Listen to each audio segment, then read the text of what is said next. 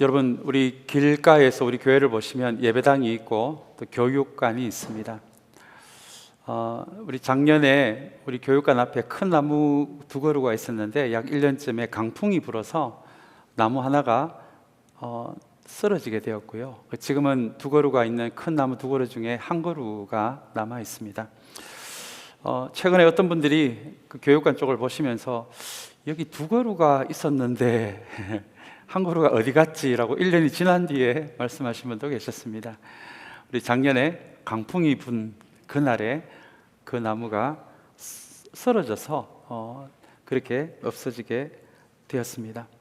캘리포니아에 있는 나무들은 비가 많이 오지 않다 보니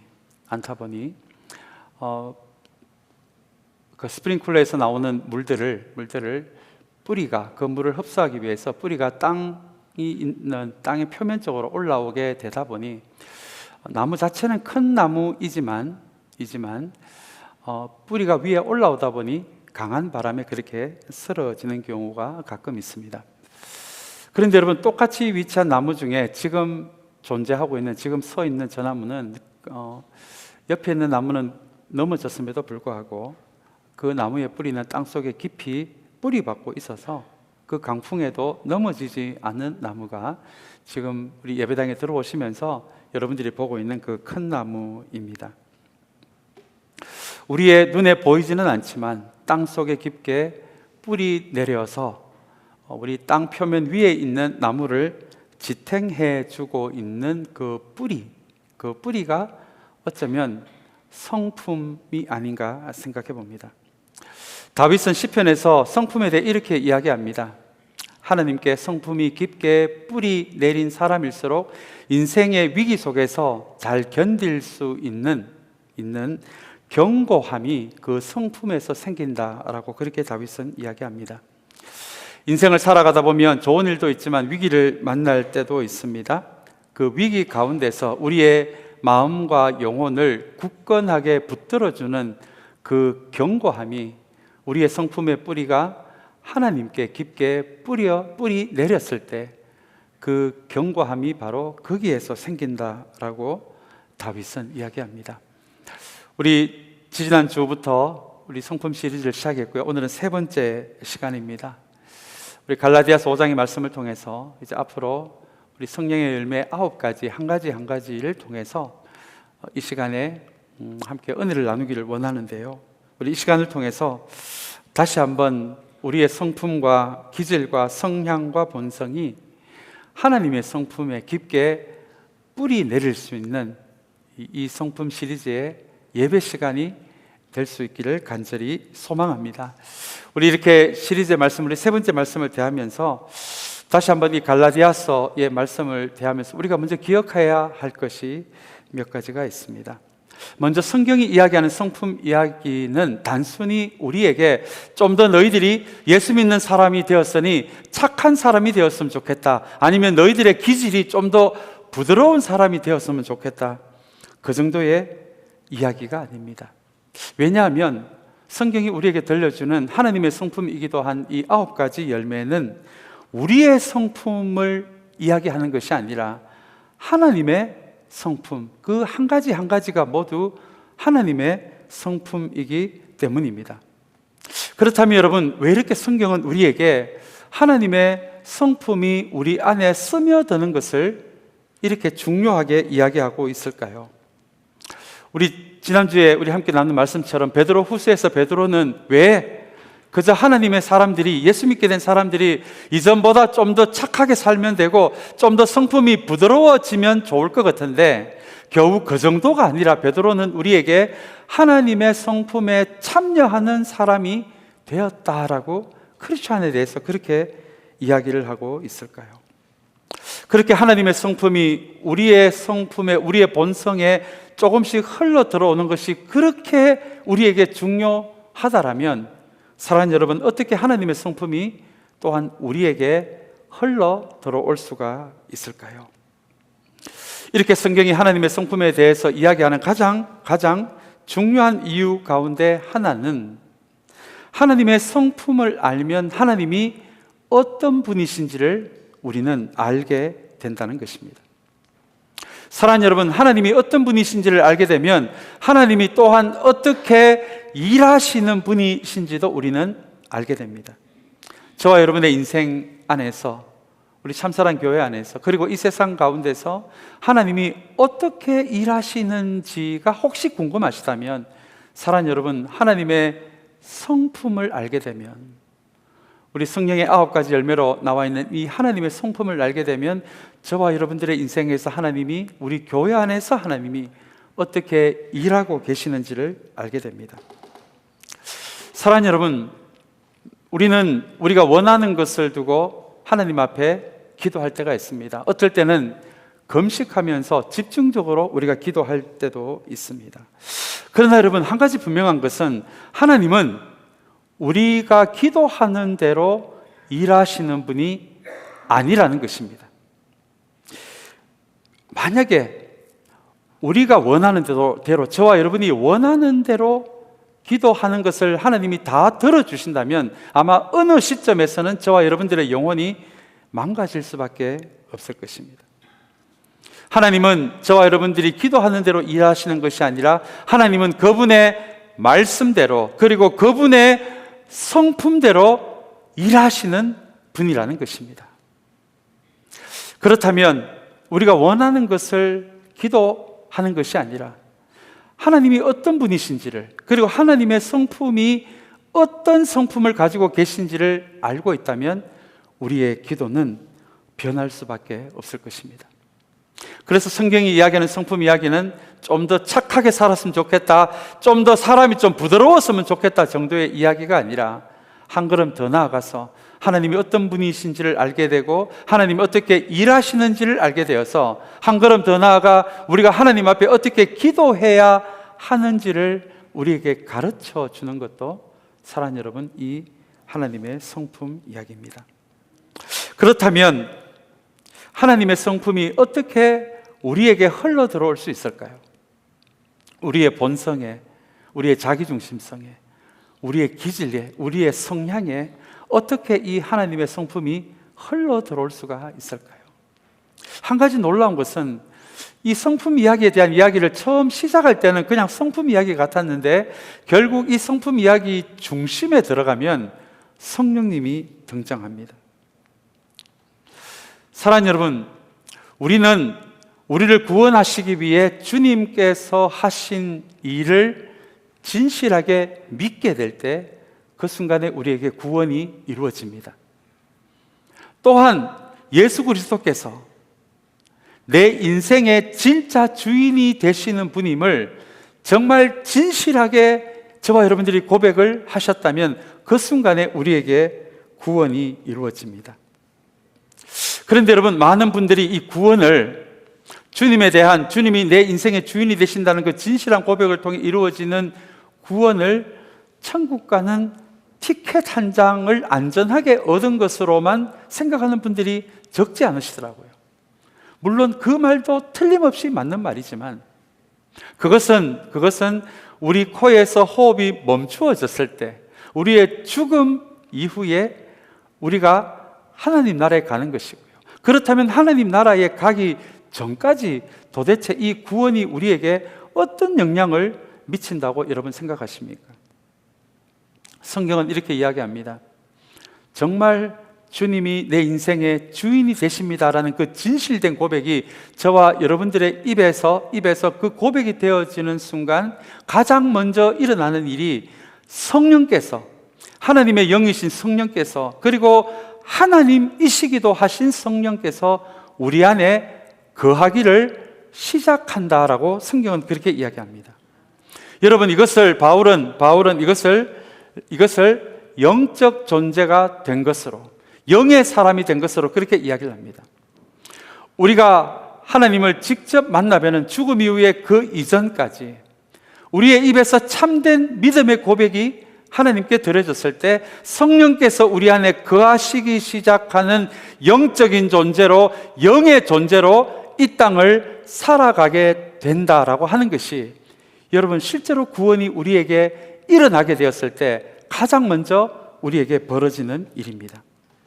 아마 성경을 통해서 영적인 존재, 영의 존재라는 말을 많이 대하셨을 것 같습니다. 그게 여러분 별다른 이야기가 아니라, 어려운 이야기가 아니라, 저와 여러분들의 입에서 정말 주님을 나의 진정한 내 삶의 주인으로 고백하셨다면 그 순간에 성령이 우리 안에 거하셔서 영원히 거하시게 되는, 그러므로 우리는 이전에 육의 사람이 아니라, 옛 자아의 사람이 아니라 그 구원이 이루어지는 순간 우리는 영의 존재가 되었고 영의 사람이 되었다라고 하는 것이 구원이 이루어지는 그 순간부터 우리에게 시작되는 일입니다. 그러면 여러분, 성령께서는 우리 안에만 계시고 우리 안에서만 일하실까요? 그렇지 않습니다. 우리 성경 많은 곳에 보면 성령은 우리 밖에서, 저와 여러분 밖에서도 얼마나 많이 일하시는지 모릅니다. 때로는 기적을 일으키십니다. 때로는 우리의 병을 고치시기도 하십니다. 때로는 우리가 교인다운 교인이 될 수 있도록, 하나님의 사람다운 사람이 될 수 있도록 우리에게 이 성령께서는 연단도 주십니다. 누군가에게는 방언 같은 은사도 주시고요, 비전도 주시고요, 길이 막힌 사람에게는 성령께서 역사하셔서 새로운 길도 열어주십니다. 때로는 믿음의 용기도 주시고 어려운 상황을 돌파할 수 있는 돌파력도 주시고, 교회를 하나 되게 하시는 것도 우리 밖에서 성령께서 하시는 일이십니다. 이 모든 성령이 우리 밖에서 하시는 성령의 일은 그냥 하시는 것이 아니라 하나님 나라를 위해서, 복음을 위해서, 교회다운 교회를 만드시기 위해서, 하나님이 원하시는 사람다운 사람으로 만들어 가시기 위해 성령님은 이렇게 우리 바깥에서도 일하고 계십니다. 그러나 오늘 성품과 연관해서 우리가 기억해야 할 성령님의 모습은 우리의 구원이 이루어지는 순간, 저와 여러분들이 이제는 옛 사람이 아니라 육의 사람이 아니라 성령이 가하시는 성령의 사람이 되는 그 순간부터 성령께서 우리 안에서 하시는 일이 별도로 이루어지는데요, 여러분, 그것이 바로 성품입니다. 여러분, 이거 대단한 일 아닙니까? 우리는 꼭 신기한 기적이 일어나야 성령께서 일하시는 것으로 그렇게 생각하시는 분들도 계시던데요, 그것도 놀라운 성령의 기적이지만 여러분 한번 생각해 보시기 바랍니다. 예수 그리스도가 우리에게 진정한 우리 삶의 주인이 되는 순간 성령께서 우리 안팎으로 일하십니다. 우리 안에서는요, 우리의 성품 속에, 본성 속에 하나님의 성품을 하나하나씩 스며들게 하셔서 이제는 구원받은 하나님의 백성들이 옛 자아로, 옛 모습으로 살아가는 것이 아니라 하나님의 성품을 닮은 사람으로 그렇게 우리를 만들어 가십니다. 우리 바깥에서는요, 성령께서 하나님의 자녀들이 우리 이 세상에, 이 쉽지 않은 이 세상에 지지 않도록, 상황에 지지 않도록, 어려운 환경 속에 지지 않도록 성령께서 우리 바깥에서는 우리를 도우시고 길을 열어주시고 용기를 주시고 힘을 주시고 때로는 기적도 일으켜 주시고 은사도 주시고 연단도 시켜주는 방식으로 우리를 하나님의 사람으로 다듬어 가십니다. 여러분, 이것이 구원받고 난 그 이후부터 우리에게 벌어지는 일들입니다. 왜 성령님은 우리의 안팎에서 이렇게 일하실까요? 여러분, 그것은 우리는 영원을 위해 창조된 사람들이기 때문에 그렇습니다. 길면 100년 정도의 삶을 위한 것이라면 성령께서 이렇게 일을 안 하셔도 될 것 같아요. 그러나 저와 여러분들은 영원을 위해 창조된 사람이기에 하나님의 자녀가 된 그 순간 성령이 우리 안에서는 우리의 성품을 다듬는 작업을 하시고, 우리 밖에서는 하나님의 자녀가 맨날 상황에 지고 환경에 지고 그런 사람이 아니라 우리에게 힘 주셔서 하나님이 성령께서 주시는 능력으로 우리에게 주어진 모든 상황들을 이겨나갈 수 있도록 그렇게 우리를 단련하셔서 우리의 죽음 이후에 영원토록 하나님과 거하실 수 있는 사람이 될 수 있도록 끊임없이 다듬는 그 일들이 구원 이후에 성령께서 우리에게 하시는 일입니다. 그렇다면 여러분, 이 일이 어떻게 이루어질까요? 우리가 지금 성령이 우리 안에서 일하시는 성령께서 우리의 성품과 본성 속에 하나님의 성품을 스며들게 하신다라고 우리가 오늘 이 말씀을 나누었는데요, 그렇다면 성령께서 어떻게 이 일을 하실까요? 우리 5장 17절, 오늘 본문의 말씀인 5장 17절 말씀을 우리 한번 같이 읽으면 좋겠습니다. 우리 한번 같이 읽겠습니다. 육체의 욕망은 성령을 거스르고 성령이 바라시는 것은 육체를 거스릅니다. 이 둘이 서로 적대 관계에 있으므로 여러분은 자기가 원하는 일을 할 수 없게 됩니다. 여러분, 이게 무슨 말씀입니까? 저와 여러분들의 입에서 정말 이제는 주님이 나의 인생의 주님이 되십니다. 주인이 되십니다.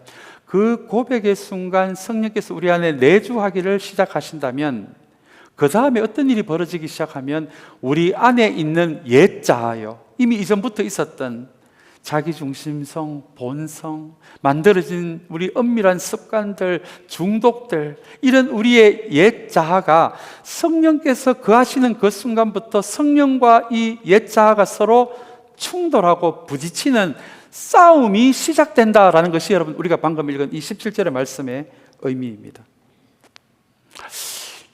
여러분, 이 말씀을 가만히 생각해 보시면요, 아니, 예수 믿으면 다 잘 되고 그냥 편안해야 되는데, 진짜 우리가 크리스천이 되는 순간 그 전에는 존재하지 않았던 우리 안에 거하시기를 시작하는 성령과 우리의 옛 자아가 부딪히고 그 안에 싸움이 벌어지기를 시작한다라고 하는 것이 여러분 17절의 말씀입니다. 이것이 때로는 우리에게 힘들 때가 있습니다. 저 안에도 그런 긴장이 있습니다. 저의 옛 자아의 모습, 그리고 내 안에 거주하기를 원하시는 성령, 이 둘 사이에 싸움이 있습니다. 때로는 제가 저의 옛 자아를 선택할 때도 있습니다. 그러고 나면 참 괴롭습니다. 내 안에 계시는 성령님께도 죄송하고 주님께도 죄송하고 하나님께도 죄송하는, 그래서 도대체 이 싸움이 언제 끝나나 그냥 성령께서 빚어나가시는 대로 그냥 쉽게 그렇게 가면 되는데, 우리의 옛 자아가 아직도 주님이 다시 오셔서 모든 죄악을 바로 잡으시는, 주님이 재림하는 그 순간까지는 우리에게 남아있는 이 성향이 계속해서 부딪힌다라고 하는 것이 여러분 이 17절의 말씀의 의미입니다. 그래서 가끔 이런 전쟁이 저의 안에서도 일어날 때마다 이게 때로는 무척 괴로운데요, 어느 날 다시 이 말씀을 가만히 생각해 보니까 우리에게 이런 괴로움이 있고 싸움이 있다라고 하는 것이, 이것을 가만히 생각해 보니까 우리 안에 성령께서 내주하신다는 한 증거가 되더라고요. 만약에 우리가 주님을 몰랐다면, 성령께서 우리 안에 계시지 않으시다면 이게 시작될 수 없는 전쟁이거든요. 시작될 수 없는 싸움이거든요. 만약에 우리가 주님의 자녀가 되지 않았다면 우리의 옛 자아로 사는 것이, 우리의 자기중심성대로 본성대로 사는 것이 하나님이 너무너무 싫어한 그런 죄인의 모습이다라는 것을 깨닫지도 못하면서 살아갈 뻔했습니다. 그런데 오늘 이 말씀을 가만히 묵상해 보니까 우리 안에 이런 싸움이 시작됐다라는 거예요. 그래서 여러분, 혹시 저와 여러분 안에 주님의 영이신, 하나님의 영이신 성령께서 우리 안에 거주하시는 이 상황에서 혹시 여러분들 안에도 때로는 주님이 원하시는 모습과 여러분의 본성의 모습이 부딪히는 그런 싸움과 긴장이 혹시 여러분들 안에도 있다라면, 사랑하는 여러분, 오히려 기뻐하시기 바랍니다. 그 싸움이 있다는 것은 여러분들 안에 지금 성령께서 일하고 계신다는 증거가 되기 때문에 그렇습니다. 그런데 여러분, 오늘 이 예배 자리에 나오신 여러분들 가운데서 내 안에 그런 긴장과 싸움이 전혀 없는 분이 혹시 계십니까? 내 본성대로 살아도, 자기중심성대로 살아도, 내가 원하는 대로 마음대로 살아도 내 마음 안에 아무런 가책이 없고 전쟁이 없고 싸움이 없다면, 사랑하는 여러분, 하나님에 대한 여러분의 믿음의 고백이 정말 진실한 고백인지를 돌아보셔야 합니다. 왜냐하면 우리 안에 성령님이 계시지 않으시다면 이 싸움은 결코 시작이 될 수 없기 때문에 그렇습니다. 우리가 주님 다시 오실 때까지, 혹은 우리의 코에서 호흡이 멎으실 때까지 이 싸움은 계속될 테인데요, 이 싸움이 우리 안에 계속 있다라는 의미에서 저는 신앙을 이렇게 좀 정의하고 싶습니다. 진짜 참된 신앙의 한 모습은 한번 저를 따라해 주시기 바랍니다. 몸부림. 몸부림. 이 몸부림이 있어야 합니다. 내 안에 거하셔서 우리에게 하나님의 성품을 불어주기를 원하시는 그 성령님의 모습과 옛 자아로 돌아가서 옛날에 나의 모습처럼 끊임없이 나에게 익숙한 모습처럼 살아가려고 하는 그 싸움이 정말 저와 여러분들에게 치열하게 벌어지고 있다면, 그것을 그 싸움으로 인한 나의 몸부림이 그 안에 있다라면, 사랑하는 여러분, 그것은 저와 여러분들이 살아있다는 증거가 됩니다. 그것이 저와 여러분들이 지금 영적인 사람들이 되고 있다라는, 이미 되었다라고 하고 있는 증거입니다. 그러나 이 싸움이 없다면, 나는 아무리 함부로 말하고 아무리 그런 행동을 해도 내 안에 성령께서 주시는 마음과 싸움이 없다라면, 사랑하는 여러분, 정말 진지하게 우리의 신앙을 돌아보셔야 합니다. 어쩌면 저와 여러분들은 구원받지 않은 사람일 수도 있습니다. 그래서 여러분, 이 성품 이야기는 그냥 쉬운 이야기가 아닙니다. 그것이 바로 오늘 우리가 방금 읽은 5장 17절 말씀에서 성령과 우리의 옛자아가 적대 관계에 있다라고 하는 이 말씀의 의미입니다. 그런데 여러분, 5장 17절 말씀을 다시 한번 보시면 적대 관계에 있다, 서로 싸우는 관계에 있다라고 하는 이 말씀에 이어서 우리 그 다음 말씀이 나오는데요, 그 말씀이 바로 자기가 원하는 일을 할 수 없게 됩니다 라는 말씀이 등장하고 있습니다. 여러분, 이게 무슨 의미냐 하면, 이미 우리 안에서, 우리 안에 거하시는 성령과 우리의 옛 자아가 부딪히고 싸우고 하는 그 일을 통해서 우리가 점점 더 옛 자아가 아니라 성령께서 원하시는 모습으로 우리가 한 걸음 한 걸음 더 나아가게 될 때 우리에게 어떤 일이 벌어지냐면, 우리의 옛 자아가 원하는 일을 더 이상 할 수 없게 되는 그 모습으로 실제 변화될 수 있다라는 말씀의 의미가, 자기가 원하는 일을 할 수 없게 된다라는 이 말씀의 의미입니다. 여러분, 이게 무슨 말입니까? 이전에는 죄를 짓는 것이 쉬웠습니다. 험담하는 것이 자연스럽고 재밌고 쉬웠습니다. 오직 나만 위해 사는 것이 쉬웠는데 이제 내가 영의 사람이 되고 성령의 사람이 되고 나서 나에게 점점 더 하나님의 성품을 불어넣어 주시는 그 성령님께 순종하는 삶을 살아가다 보니 어느 순간 이제는 죄 짓는 것이 어려운 사람이 되어간다는 의미입니다. 이전에는 험담하는 것이 쉬웠는데 이제는 험담 한번 하고 나면 그게 너무너무 마음이 아픈 사람이 되어간다는 의미입니다. 이제는 나만 위해 사는 것이, 이전에는 나만 위해 사는 것이 쉬웠는데 이제는 성령의 사람, 성령께서 만들어 나가시는 하나님의 성품이 내 안에 흘러 들어오기를 시작하자 나만 위해 살아가는 것이 점점 어려워지는 사람이 되어가고 있다. 그래서 이제는 나누고 싶고, 이제는 참되게 사랑하고 싶고, 이제는 누군가를 죽이는 것이 아니라 누군가를 살리고 싶고 기쁘게 인내하고 싶고, 이제는 하나를 이루어가고 싶은 마음이 내 안에서 점점 이 마음이 커지면서, 이 성품이 커지면서 이제는 옛 자아대로 살아가는 것이 마음대로 되지 않는 그런 방식으로 성령께서 우리를 변화시켜 나가신다. 우리 안에 계시는 성령께서 우리를 그렇게 변화시켜 나가신다라고 하는 말씀이 우리가 방금 읽은 자기가 원하는 일을 할 수 없게 된다라는 이 말씀의 의미입니다. 사랑하는 여러분, 또 이렇게 성령께서 우리 안에 일하심으로, 하나님의 성품이 우리 안에 흘러 들어옴으로 우리에게 주어지는 또 다른 하나의 유익이 있는데요, 그 유익은 바로 우리의 마음의 품이 넓어지는, 우리의 영혼의 품이 넓어지는, 그래서 우리의 영적인 품이 넉넉해지는 그런 사람이 되어 간다라는 것입니다. 성령이 우리 안에 거하시는 영적인 존재가 된 우리가 계속 우리의 옛자에게 우리가 옛자에게 집중하게 될 때 우리의 품은 좁아들 수밖에 없는데요. 여러분, 우리 안에 하나님의 영이신 성령은 거하는데 우리는 품이 작은 사람으로 살아간다. 여러분, 이것은 도저히 어울릴 수 없는 그런 조합이 아니겠습니까? 사랑하는 여러분, 혹시 이 예배 자리에 나온 저와 여러분들 중에 지금 나의 모습이 하나님께 보여드릴 수 있는 가장 최선의 모습이다 라고 생각하는 분들이 혹시 여기에 계십니까? 여러분, 그렇지 않습니다.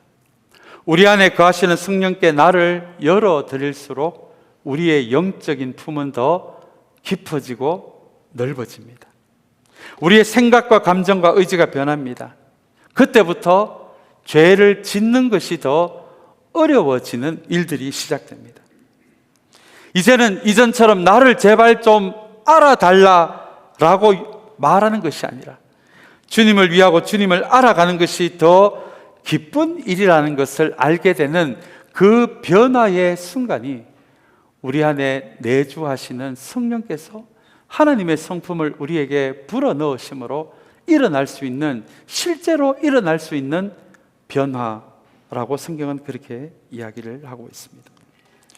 그렇다면 여러분, 오늘 이렇게 우리 성령의 9가지 열매를 시작하는 이 시간에 우리 이 9가지 열매를 다루는 첫 시간이기도 하죠. 첫 시간에 우리가 반드시 먼저 이 예배 자리에 물어야 할 것이 있습니다. 우리가 진짜 원하는 것이 무엇인지를 묻는 물음입니다.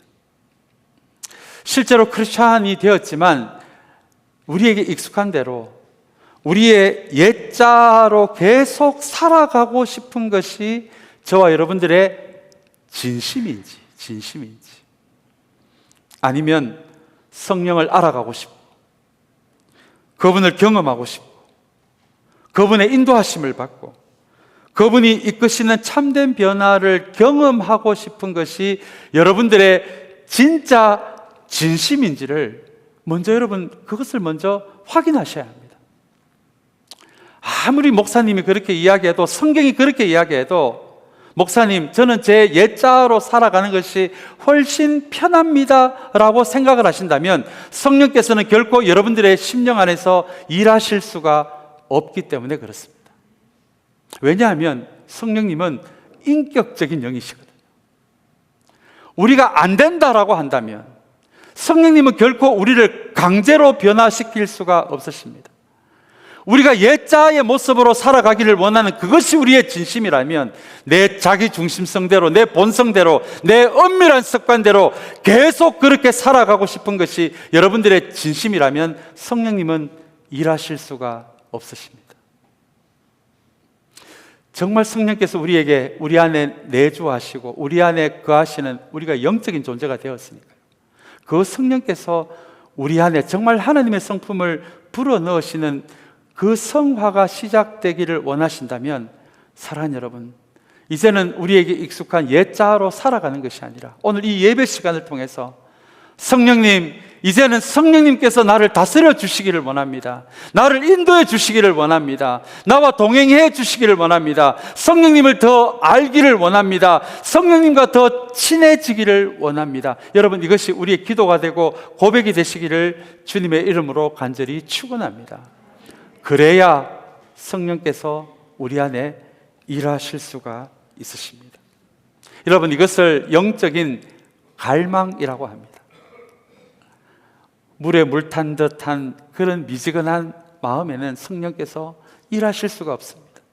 성령님을 향한 갈망이 있어야 합니다. 그래서 여러분, 이 질문이 중요하다고 말씀드린 것입니다. 아무리 이야기해도 나는 내 옛자 모습으로 살아가는 것이 익숙합니다. 결코 성령님이 일하실 수 없기에 이제는 성령님께서 나를 다스려 주십시오. 내 삶을 인도하여 주십시오. 여러분, 이 갈망이 우리 안에서 움직이기를 시작하셔야 합니다. 그래야 인격적인 영이신 성령께서 우리 안에 일하실 수가 있으십니다. 갈망은 사람을 차별하지 않습니다. 부자도 가난한 사람도, 건강한 사람도 병든 사람도, 삶이 편안한 사람도, 여러 가지 일로 삶이 어려운 사람들도 성령님에 대한 갈망하는 마음을 드리기만 하면 어떤 상황, 어떤 형편에 있는 사람들에 상관없이 성령께서는 일하시기를 시작하십니다. 여러분, 이것이 갈망의 의미입니다. 저절로 되는 것은 없습니다. 억지로 되는 것도 없습니다. 강제로 되는 것도 없습니다.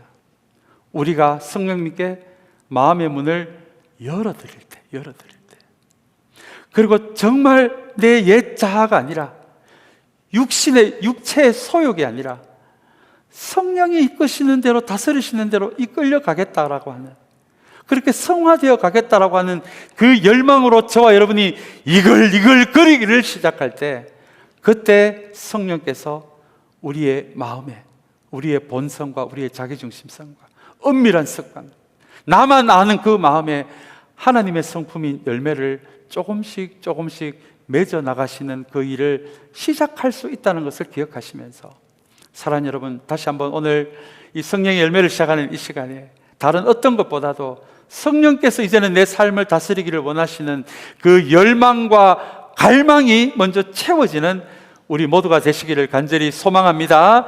그리고 그것이 진심이 되시기를 다시 한번 주님의 이름으로 간절히 축원합니다. 이제 우리 5장 22절 말씀을 우리 오늘 첫 번째 성령의 열매인 우리 사랑에 대해서 우리 간단하게 좀 정리하고 마치도록 하겠습니다. 우리 5장 22절 말씀 같이 한번 읽어볼까요? 우리 22절 말씀만 읽겠습니다. 그러나 성령의 열매는 사랑과 기쁨과 화평과 인내와 친절과 선함과 신실과 라는 말씀입니다. 오늘은 첫 번째로 사랑입니다. 오늘 근데 여러분 22절 말씀을 가만히 보시면 이건 좀 우리가 상식적으로 좀 알고 있어도 좋을 것 같습니다. 많은 분들이 성령의 9가지 열매라고 하니까 열매가 9개로 이렇게 생각하시는 분들이 많을 것 같습니다. 그런데 여러분, 성령의 열매 보시면 이 열매가 단수입니까? 복수입니까? 단수입니다. 열매들이 아니라 성령의 열매는 하나의 열매로 이야기를 하고 있습니다. 그렇다면 하나님의 성품이 9가지 열매여서 어떤 것은 먼저 열리고 어떤 것은 중간에 열리고 어떤 것은 뒤에 열리고가 아니라 성령의 열매는 하나인데 그 안에 9가지 맛이 있다, 이렇게 우리가 이해를 해도 좋을 것 같습니다. 그렇다면 우리가 옛자로 살아가는 사람이 아니라 성령에 대한 열망과 갈망으로 성령의 다스림이 시작할 때 하나님의 성품이 열리기를 시작하는데, 사랑과 기쁨과 화평과 인내와 친절이 순서에 상관없이 우리 안에 동시에 맺어지기를 시작한다라고 하는 것이 성령의 열매라는 단수로 되어 있는, 영어에도 이게 S가 안 붙어 있습니다. 단수로 되어 있는 이 말씀의 의미입니다. 그 중에서 우리 첫 번째가 바로 사랑입니다. 우리 사랑에 대해서는 베드로후서 우리 지난주 말씀에서 우리 조금 자세하게 다뤘는데, 오늘 이 갈라디아서 첫 번째 열매인 이 사랑을 간단하게 좀 정리하고 마치기를 원합니다. 여러분, 사랑이 무엇입니까? 신앙생활의 연수가 많으신 분이라면 사랑에 대한 우리 설교도 많이 들으셨을 것이고, 우리 공동체 안에서 사랑도 많이 경험하셨을 것 같습니다. 그런데 여러분, 오늘 이 본문에서 바울이 이야기하는 이 사랑이 하나님의 성품이라면 하나님의 성품인 사랑을 여러분들은 어떻게 경험하셨습니까? 사랑하는 여러분, 그것이 바로 하나님 사랑을 가장 먼저 경험할 수 있는 것이 십자가가 아닌가 생각해 봅니다. 가장 강하신 예수 그리스도께서 가장 연약한 자가 되셔서 십자가에 매달려 계시는 그 주님, 자기 비움, 자기 낮춤, 자기 희생의 그 사랑의 모습대로 십자가에 매달려 계시는 그 주님이 어쩌면 우리에게 보여주신 하나님의 가장 큰 사랑이 아니겠습니까?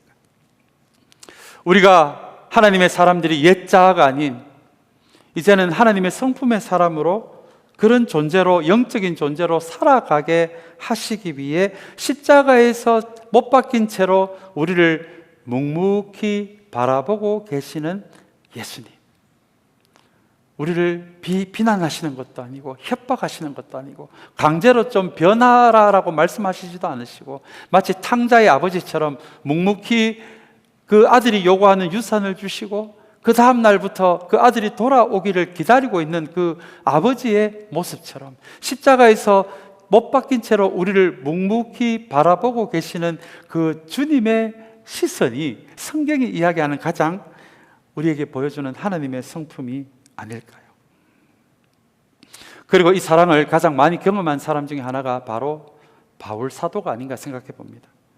교회를 무너뜨리고자 했던 초대교회 원수였던 바울을 주님은 부르셔서 최초의 선교사로 세워 주십니다. 그 사랑을, 그 말도 안 되는 사랑을 경험한 바울이 고린도전서 13장에서 이렇게 이야기하죠. 온갖 지식이 교회 안에 있다라고 할지라도, 수많은 방언을 말할 수 있는 사람들이 있다라고 할지라도, 수많은 사람들이 구제하고 있다라고 할지라도, 수많은 사람들이 복음을 위해서 순교하는 사람들이 있다라고 할지라도 이 사랑이 없으면 아무것도 아니다. 여러분, 그렇게 바울은 사랑에 대해서 그렇게 이야기합니다. 제가 일전에 한번 소개해드린 이 공동체 안에 사랑에 대해서 이야기하면서 소개해드린 말씀이 있습니다. 어떤 분이 이렇게 이야기합니다. 멀리 있는 아프리카 사람은 사랑할 수 있어도 내 옆에 있는 사람은 사랑할 수 없다. 왜냐하면 케냐에 있는 과부들은 우리 자존심을 안 건드리거든요. 우리 감정을 안 건드리거든요. 그래서 멀리 있는 사람은 헌금도 하고 사랑하는 게 쉬운데, 교회 안에 있는 내 옆에 사람들은 참 사랑하기가 쉽지 않습니다. 내 감정을 건드리고 내 기분을 나쁘게 하고 내 감정을 상하게 하기 때문에 그렇습니다. 그래서 교회는 너무너무 신비한 곳이고 너무너무 소중한 곳이지만 이런 연약함이 움직이고 있는 곳이기도 합니다. 그래서 이 교회 공동체를 생각한다면 이 9가지 하나님의 성품이 다 중요하지만 바울은 가장 먼저 사랑을 이야기합니다. 이 사랑이 있을 때 십자가에서 우리를 지금도 묵묵히 우리를 물끄러미 바라보고 계시는 그 주님의 시선에 우리의 의지와 인격을 다해서 그 주님의 사랑에 반응하기 시작하는 그 사랑만이 이 교회 공동체 안에서도 이 교회를 사랑의 교회로, 참 사랑의 교회로 만들어갈 수 있다는 마음으로 바울은 제일 먼저 사랑에 대해서 우리에게 이야기하고 있습니다. 그러나 여러분, 바울이 이야기하는 이 사랑은 우리가 연습해서 하는 사랑이 아닙니다. 우리가 노력해서 하는 사랑이 아닙니다. 그래서 사랑을 성령의 뭐라고요? 열매요, 열매. 우리 안에 우리의 옛 자아와 사랑하고 싶어도 잘 되지 않는 그 옛 자아와 그렇게 몸부림치는 옛 자아에게 성령께서 부어주시는 그 하나님의 성품의 마음이 그렇게 몸부림치는 가운데 성령께서 우리 안에 성령의 다스림을 바라는 그 열망 속에서, 갈망 속에서 우리의 옛 자아 안에 하나님의 성품 중에 하나인 사랑이 흘러 들어가기 시작할 때 비로소 우리는 사랑할 수 있다라고 하는 것이 여러분, 바울이 이야기하는 사랑의 의미입니다. 한번 저를 마지막으로 따라해 주시기 바랍니다. 우리가 사랑하는 것이 아니라 성령에 의해서 사랑하게 되어진다. 여러분, 믿습니까? 여러분 의지로, 여러분의 힘으로 내 자존심 건드리는 사람 한번 사랑하려고 한번 애써 보시기 바랍니다. 결코 할 수 없습니다. 아프리카 사람은 사랑할 수 있어도 내 옆에 사람은 사랑할 수가 없는 것이 옛 자아로만 살아가고 있는 우리의 연약한 모습입니다. 그래서 바울은 성령을 향한 갈망이 있어야 한다. 우리가 영적인 사람이 되었다는 것을 잊어서는 안 된다. 주님 앞에 갈 때까지 이제는 성령께 우리를 다스려 주세요. 함께 해주세요. 나를 고쳐주세요. 그렇게 나를 성령님께 열어드리기 시작할 때 비로소 성령께서 우리에게 사랑할 수 있는 힘을, 하나님의 성품을 불어넣으심으로 비로소 사랑할 수 있는 힘이 거기서 생긴다라고 하는 것이 여러분, 성경이 이야기하는 이 성품의 원리입니다. 이제 마지막으로 이 말씀으로 오늘 말씀을 맺기를 원합니다. 제가 1절에 한번 그런 말씀을 드렸습니다. 저는 우리 참사랑 교회라는 이름이 굉장히 부담스럽다라고 말씀을 드린 기억이 납니다. 그때는 아마 제 힘으로 사랑하려고 했던 시기였던 것 같습니다. 내 힘으로 사랑하려고 하니 사랑도 힘든데 참 사랑을 하라니 여러분, 얼마나 이게 힘든 이야기입니까? 그런데 어느 순간에 저는 저의 교회 이름이, 우리 교회 이름이 너무너무 좋아지기를 시작했습니다. 우리 힘으로는 안 되지만 성령님을 갈망할 수 있다면, 그분께 이제 우리를 다스려 달라고 그분께 우리의 마음과 심령의 문을 열어드릴 수 있다면, 그분의 이름을 부르기를 시작할 수 있다면, 내 힘으로 사랑을 하는 것이 아니라 성령께서 참된 사랑을 할 수 있도록 성령께서 해 주시는구나. 그렇다면 참사랑이 이름뿐만이 아니라 실제로 우리 교회 안에서도 참사랑이 가능하겠구나. 우리 힘이 아니라 성령께서 그렇게 이루어 가실 것이기에. 여러분 믿으십니까? 이거 안 믿어지면 하나님을 나는 안 믿겠다라는 말과 동일한 말입니다. 왜냐하면 이것은 하나님의 말씀으로 우리에게 주시는 약속의 말씀이고, 하나님은 그분의 성품대로 역사하시는 하나님이시기 때문에 그렇습니다. 첫 번째 열매인 사랑을 기억하시면서 우리 참사랑교회 안에 참사랑이 실제로 일어날 뿐만 아니라 우리 교회를 통해서 그냥 사랑이 아니라 참사랑이 흘러나갈 수 있는 그런 선교적 교회를 함께 꿈꾸고, 그것이 낭만적이고 상상에 나오는 이야기가 아니라 실제로 성령님으로 인해 가능하다라는 것이, 여러분 그것을 믿음으로 우리의 이 성품의 시간들 한 시간 한 시간 대하시는 우리 모두가 되시기를 간절히 소망합니다.